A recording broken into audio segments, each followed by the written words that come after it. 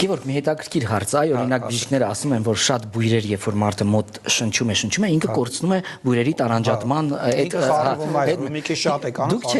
Դուք չեք կորցրել այդ զգացողությունը։ Բայց ինքը որ շատ է կանում, ինքը խառնվում է իրար, հետո կա որ ասած ձեր դուխինը ցանում եք, հետո արդեն չեք զգում, ինքը տենց է կա, էլի։ Ինքը ամեն բույր շատ հոտ քաշելուց արդեն տենց խառնվում է իրար։ Իսկ ո՞նց եք տարանջատում, օրինակ ասենք, երբ որ զգում եք, որ կորցրել եք, օրինակ շատ եք այդ հոտը ստեղծելու համար, ինքը շատ պիտի չանեք, որ մի քիչ զգում եք արդեն բանա, պիտի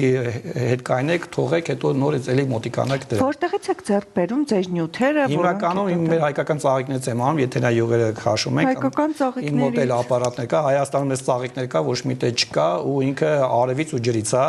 Չգիտեմ դուք գիտեք, չգիտեք, հոկտեմբերում գործան ենք ունեցել, եթերյան յուղեր են արտադրել ու սովետի վաղ կրասնի Մոսկվայի մեջ է գնացել, եթե չեմ սխալվում, վայնի բաների մեջ են օգտագործել, ուղղակի ցավոք սրտի գործանը չկա։